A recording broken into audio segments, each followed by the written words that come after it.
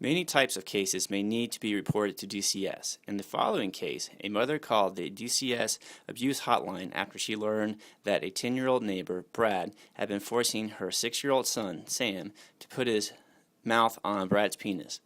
Sam was close friends with Brad's younger brother, Tim. Sam told his mom that Brad forces them to put their mouths on his penis and each other's penises.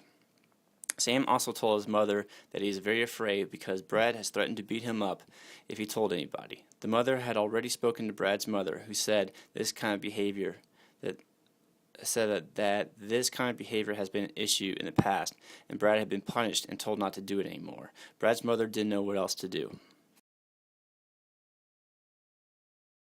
In Brad's case, DCS investigated and discovered that Brad's mother was having significant difficulty controlling Brad's overall behavior. In addition, she worked the second shift and did not have reliable child care. Brad's brother, Tim, clearly stated that he was afraid to be alone with Brad. In consideration of these issues, along with the characteristics of Brad's behavior, Brad's mother and the DCS worker decided it would be best if Brad went to live with his grandparents temporarily. Brad and his family referred to mental health provider, social worker for assessment and treatment.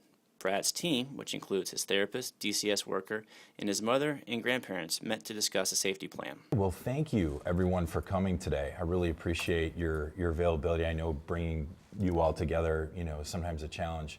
Let me just lay out what we're trying to accomplish today. We want to talk about safety. And when we talk about safety, what that's meant to do is just to make sure everybody's healthy and everybody's safe. And so that's what kind of the focus of our time today, okay? Okay. All right. One of the things that we want to do is come up with a very specific plan about what safety looks like, almost like we can picture it day to day, and it's maybe even a plan that we can kind of share with one another. We can kind of put it up on refrigerators if we need to remind ourselves, have family meetings about, let's remember, this is our plan to keep each other safe. Just keep in mind, our primary goal is for all of the children and families that we're working with, safety, permanency, and well-being. So those are the three things that that are our primary goals, and we want to ensure that all of the children that we're working with in families reach those goals. What does the permanency one mean exactly? That they're in a home that's safe, that's long-term, and that's meeting all of that child's needs. And I personally feel that for Brad and Tim, that permanency should be with mom. Yeah. With you. One of the topics that Brad's team discussed was privacy and how to appropriately respect one another's space. One of the things we'd like to add to that, and maybe we can talk to Brad about, and you all can have a discussion with him, is it's about knocking, but it's also about Brad being able to hear from you all saying, it's okay to come in now, it's okay to, so he's knocking and someone's kind of giving that verbal, yep, it's okay to come in. What we want to teach is that Brad not only kind of asks to kind of go into someone's boundaried space, but that other people kind of give the green light. In addition to privacy, Brad's therapist stressed the importance of everyone covering up while at home. I wanted to ask you all, how do you feel about kind of one of the next steps in our safety plan, which is really modeling healthy kind of boundaries with regards to our clothing and being naked in the home. So one of the things. I don't run around naked. Yeah, I don't know. You didn't teach me like that. I certainly did not. Yeah. Well, one of the things. Private. You're pretty private. Okay. Some different families have different ways of kind of looking at that, and so one of the things that we want to make sure we communicate to the kids is how important it is for us to cover ourselves up. And so it kind of starts with the parents modeling and sharing, hey, when we're kind of around as a family and we have visitors here, it's really important that we're wearing our clothes and that we're covering our privates. So it's really what we're trying to do is almost really kind of be over safe by communicating. It's a teaching opportunity. It's not about whether boxers or not are okay. This isn't about judging how your family kind of does that. What we're trying to teach the kids, just through the use of wearing robes or even kind of putting on clothes when we go from room to room, is really to slow the process down and just teach the point to the kids. It's important to keep our boundaries, because that's one of the things why we're here today. Yeah. is That's right. just to really remember that keeping the clothes on. So Mom, just to answer your question, it's not that's a good thing or a bad thing, and this plan is not meant to kind of do that at all. What it's meant to do is just do some really good teaching about covering ourselves and privates and so forth. Does that make sense? The team also discussed the possibility and steps required for reunification between Brad and his brother. Dr. John, I have a quick question. As it relates to visitation, Brad was just recently placed in the home of his grandmother, Mrs. Wilson. Right. Is it too soon to talk about visitation with his younger brother, Tim? Or is that something that you and Tim's therapist will work out? Yeah, good question. So what we want to do is make sure that Tim is meeting with his therapist and talking a little bit about how he's feeling, some of his concerns, or he may be doing just fine. Let's kind of take the yellow light and let's be careful about that. What I mean by a yellow light is let's proceed forward with him seeing his therapist and kind of talking about some of the concerns. Let's make sure Brad can show some safety, not only with this plan, but just with himself. And then maybe the therapist and I will have some discussions about how we can carefully bring those two together in a way that I think this whole team can feel good about. We want to make sure that they have a relationship. That's important. And we don't want to, but we want to do that when people feel safe and feel comfortable. Exactly. Yeah. The team next discussed monitoring the violent and sexually explicit content Brad was exposed to. But Mom, you had shared about the videos and so forth.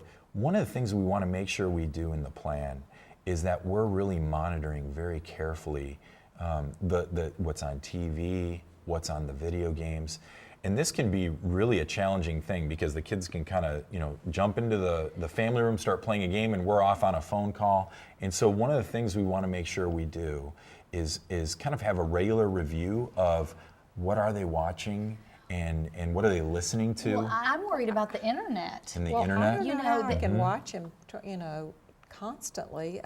Yeah. I don't know how to do, those parental controls or anything like that. I do Yeah. have the internet, but I never even thought about Maybe that's accessing. something that I, during one of my visits, I can assist you with, because I am Well, I familiar with certainly the would appreciate it because I parental don't- controls Yeah. and how that works. So Can that you is do- something. Do my house too? Sure, Yeah. no problem. Okay. During the meeting, timelines were also addressed. Oftentimes, there's not a quick fix for these situations.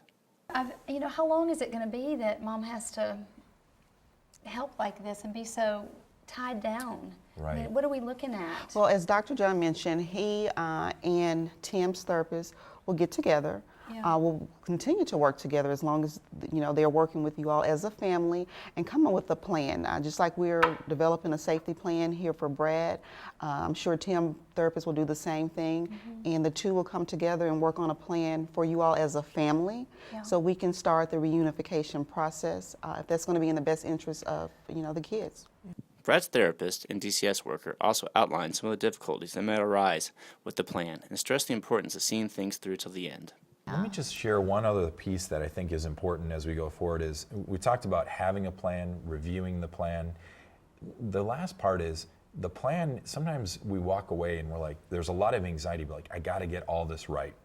Right. And so- I'm already thinking that. Yeah. That's a lot of pressure. We want to put all of our effort into communicating and doing the plan as well as possible. But here's the other thing I want you to notice. I want you to notice situations when the plan is really difficult or challenging. Let me give you an example. Say say Brad goes out in the backyard just to shoot baskets, okay? And one of the other kids maybe is playing in a sandbox away from Brad, and the phone rings, and you realize I've got to go in and answer the phone. That's a situation where we've talked about making sure that you're watching Brad and keeping eye-to-eye supervision for right now, when the plan would be challenged. What I want you to do is notice those situations, and then let's come back and talk about them. At the conclusion of the meeting, Brad's DCS worker and therapist emphasized that this was a process. It would take time and dedication, but assured Brad's mother and grandmother that they had finished the hardest part by asking for help. But this is just one meeting among others that you'll have with Dr. John, and he'll continue to work through this process as you continue to take steps toward moving the boys and reunifying your boys with you. Okay. So, All right. All right. Well, I think this was a good meeting, and of course, I will be, like I mentioned before, visiting you guys, and at that time, we'll talk about an additional plan to kind of help map out how the boys will be returned back to your care. Okay. So, I mean, like I mentioned before, you've taken the biggest step, so the rest of them will just fall in line. Okay.